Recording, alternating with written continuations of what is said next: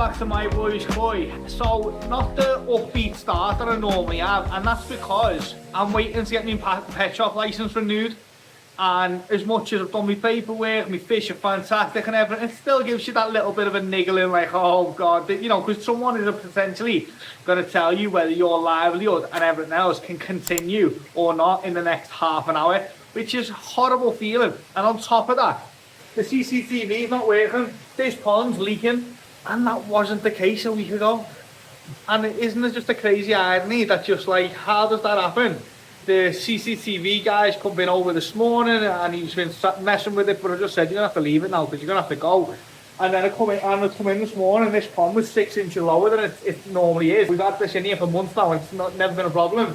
And it's 6 inches lower and the pump's making a horrible noise. So I come in and the pump's leaking. There's an actual leak, drip out the pump, and I'm just like, that wasn't there. Why is that doing that? So yeah, bit of a mad start to the day, but in the rest of this video you're going to hear how we get on and whether we get renewed, which I'm sure we will. We've had it twice, and to be honest I'll fly through it because we always do. But my licence runs out on the 19th of March. Today is the 14th of March. So the pressure's definitely on. Whether I know I'm going to get it or not is not really the issue. I am going to get my licence because there's no reason to not give me a licence. But it still niggles at you. It's not the nicest feeling to start the weekend. It's Friday today, Friday the 14th. It was mine and Becky's birthday yesterday. Got a joint birthday. I turned 32, she didn't. But so yeah, that was a nice day. We're out again tomorrow, but today is get this pet shop license done, get that box ticked, and then move on with the rest of the week. We've also got our 5-grass vats getting delivered tonight as well. So excited to see them and get them set up for our fish arriving on Tuesday. So we live to trade another day. We got the licence. For some reason, the Welsh Council, Devonshire Council, they do it on a yearly basis. I don't know why. I don't know if that's just us. I'm not really sure. I didn't delve into it. That's what they want to do, so I'm happy. We passed everything, flying colours. Last year, we got told to do a lot of stuff, like to do with the paperwork. Obviously, it was our first proper year of trading, so we got told to do a lot of filming, a lot of paperwork. This year, we've been advised on a couple more points. But it's more adding to what we've already done, and what we've already done is being really good. It's just about constantly getting better rather than anything else. So I thought this year we've got this, we've smashed this. It's a different character than the one in the last clip because I'm all happy now. I thought like our paperwork was so much better than it was last year, which it is. And we just got a couple of advisory points. And I feel like we're never going to get to that point where we just don't get them advisory points because that's just part and parcel. But no, I'm really happy, really happy. I did find out that we got mentioned when another koi dealer got pulled by their local council and then they referenced us. So then a southern local council got in touch with a Denbighshire council to ask about our policies and one of the things that we do that they aren't doing. And tried to throw us under the bus. So yeah, I found that out as well. Not that I'm bothered, to be honest, because it wasn't a big deal. It did make me chuckle. But no guys, you know, I'm happy. I'm happy. We're trading for another year. We're just about to finish the overwintering period. So it's really nice to have the licence done. And I just said that as well to the council. Then I just said, really nice to have the licence done. So now we can crack on with getting the overwintering fish sent out, because it wouldn't have really been great to be trying to deal with that as well as this. I've said it before, getting a pet shop licence is not hard. I know other people say it is. It's not hard. You need to be precise in what you're doing, and if you know what you're doing and you know exactly what to say and when to say it, what paperwork to fill in and quarantine systems, if you know what you're talking about, you can get a licence. It's not books and books and books of paperwork. We've got 3 lots of paperwork. We've got our pet shop licence paperwork, we've got our observation book, which is done on a daily basis, and we've got our parameters, which is done twice a week on a Tuesday and Friday. I choose to do that. And that's what it consists of. We got told to add a little bit more to our procedures as well. So that means that if I end up in hospital and you were coming to look after the shop, you would be able to open that door and you would know from the second you walk through the door exactly what to do, including turning on the lights, where the fire extinguisher is, absolutely everything. And all we got told was stuff like, I didn't say that when we get new fish in, now we put like cardboard boxes around the pond to stop them jumping out. It was one of the things that they said, we'll mention that in, because that will be a key point for someone. If they come to look after the shop, they'd know to do that. So it's very, very minor stuff that we've been told to update. But as I said, if someone is trying to get a pet shop licence, as long as you know what you're talking about, you can definitely get yourself one. So only 2 vats have turned up over the moon. See the bottom zanes there, they've only got 2-inch bottom zanes on them, but they're ideal, really are ideal. They're a bit bigger than the block of ponds we made out of sleepers. They're gonna do the job. Really happy with them. Just ordered another 2 of them as well. So yeah, really good. Can't wait to get them in. So we should have water in them in the next day or 2, but we'll see how we get on. But really happy to have them. Can anyone remember me saying I'm not gonna overwinter stupid amount of fish again? So I'm currently sat here while the customer will study it, while the customer collect 15 fish. I've got 3 lots of 5 fish going out separately, so that's 30 fish going out today. It hasn't touched the side. There's around 800 sold fish, there's over 1,000 last year, so there's about 800 plus fish. And I'm currently stood looking for an 18 cm Asagi that's got a particular type of benny on its face, and it's definitely in 1 of 2 ponds. And I can't find it, but bear in mind that it's 18 centimetres, so quite hard to see, quite hard to spot. And literally, I'm just stood here with the pump turned off and just observing the pond, just hoping that it's going to swim past me. I can swoop on it, I can bag it, tag it and ship it. It's a patient man's game, and I'm not the most patient with people. It definitely helps me learn a bit of patience. I'm going to be studying here for as long as it takes until I find this fish, because I found 15 fish for one customer, 5 fish for another customer, 4 fish for another customer, and the other customer is a random 5, so that doesn't really matter too much. But I need this Asagi. So we've managed to get the 2 vats over the fence, which was dodgy to say the least. We thought we were going to drop them more than 1 point, but they're over anyway. So we've got to do this bit of concrete in here now so we can get them laid down, and then we can get them, well obviously we can't put them on the wet concrete, but we can get them some sort of in situ somewhere and get the bottom drain connected up. I've put the pipe in now, so it's just a case of connecting the ball valve, T-piece, etc, and we can get that up and running. Gonna put them on this side, the concrete, for now. Eventually they'll come onto this side once that's done, but for the time being, as long as they're in situ, they got some water in them, they're leaching out any of the fiberglass, the styrene. I'm not an expert on that, to be honest, but I know you've got to do it. So yeah, gonna get this in now, get them laid down, set up the bottom drain, set up the ball valves, and get that bit done, and work on some concreting as well.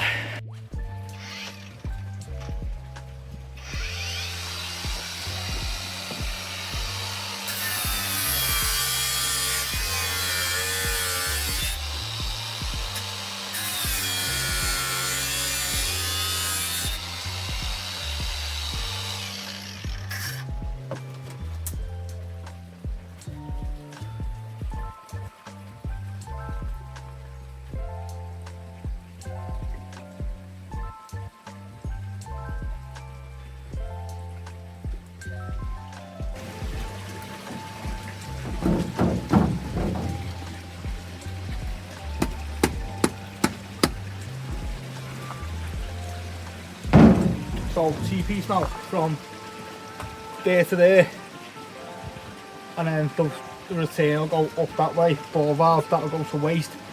This system will be exactly the same, apart from we'll do the pipe work the other way round, so that we can connect the 2 wastes together. So they'll just tee together from here. There'll be a piece pipe into a T, then to one pipe, and then it'll go right up that way and down the back. And when we get 2 more of these, which will be happening in the next 2 months or whatever it's going to be, because they take a while to make them, they do it as a sideline, so it takes a while. But once we get the next 2 vats, we'll connect the waste onto there, and there'll be 4 vats in a line here. That's the idea. So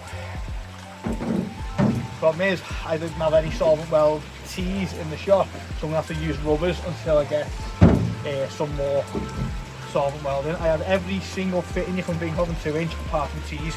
Drive me mad. But I'm going to turn this one now and do exactly what we've done, buddy. I've showed this. So bottom drain here, right up and round, and the reason is I don't want the ball valve at the front, don't want anyone to stand on it. We're going to box in this bit of pipe. Ball valve's going to be at the side here, and on this vat it's going to be exactly the same, but facing the other way. Ball valve identically next to it, so it's nice and neat, easy to use, clean system, and hopefully no pipe will get damaged because it'll all be boxed in nicely ish. So this is where we're up to now. The concrete is in, it's not, I'll skim it off later once it's dry. The vats are in, pipe work is nearly finished. Need do a little bit more, but once it's all finished, it's going to do the job. But they're going to come on this side eventually, so the gap's down the middle rather than be on that side. But obviously that concrete's wet, so it's going to be a few days, but gives me enough room to just be able to shimmy down and fill out, sort out the pipe work while they're filling up now. Just let them leach out a bit. Yeah, jobs are good, and so it's just going to crack on now, finish the last few bits. But overall, I'm happy with it. It's going to do the job.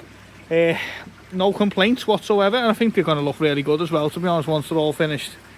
I think they will look great. I said 2 more on this side, but when you actually measure them, the measurements work, but when you put them next to each other, so if I add 2 more, we're not going to do it, so 1 more, but we'll still get a third once the rest of that concrete's done. So I think it'll look good. Doesn't time fly when you're having fun, eh? So a few days have passed again. Vats are now in situ onto the concrete. They're up, they're running. Filters, we need proper filters, ideally easy pods or something of the like, but I've run out. I'm using all 10 that I've got. So we got the Aqua 40 10,000s on here. It's a temporary setup. There still needs to be more going on, but it'll be fine for getting the fish in. Heaters in, water's coming up to temp, collecting fish today.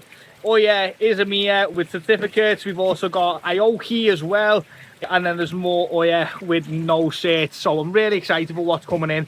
You might get a glimpse of them in this video. Stick around to the end then to hit that like as well. So yeah, that's all come together.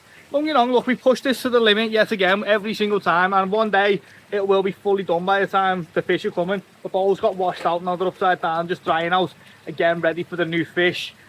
So where the concrete has cracked because the water runs and sits in this area, and it's just breaking away the concrete. So we're doing another little bit of mix. We only got 1 bag of sand left, so just using the last bag of sand now to just fill in these divots and potholes and try and make a bit of a gully like this here. We'll try and neaten that up, but make a little gully at round, because then once it gets to like about here somewhere, it runs off then downhill. So it's so downhill here, then to there.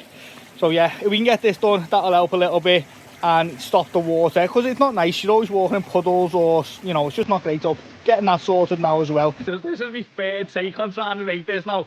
So as I said before, we got Oya, Izumia and Aoki coming in. I'm super excited to have these breeders. A lot of certified koi that I selected, so really good to have them coming in. I look forward to showing you them all, but I'm really looking forward to collecting them and getting them home. It is always the little bit of, not stress, because it's excitement, it's real excitement, but at the same point, getting them back is so important now, because you've been traveling for a long time. I just want to get them in, I want to get them comfortable, nice warm ponds with some salt, settle them down before we start the quarantine process. So really looking forward to getting them and showing you them. All the fish have been collected, 6 boxes of koi, all Tosai with some jumbo Tosai. So I'm really excited to get these back and get them settled in and show you some of what we've got. I've got a bit of sunburn going on, I think. So yeah, really looking forward to getting these back. Over the moon with them. I had a little sneak look at one of the boxes, the Aoki Maxicao Baki. They look amazing. I'm really looking forward to showing you all of them.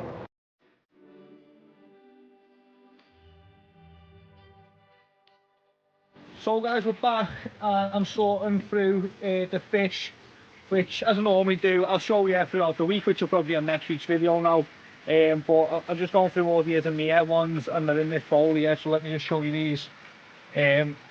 Absolutely fantastic, to be honest. I'm just very, very happy with them.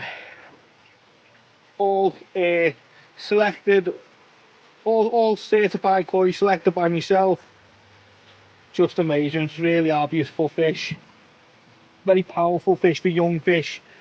Only in the first year. So Tosai still got until this winter to turn this side. A lot of potential for growth. Already in massive bodies and colours, patterns, everything's great.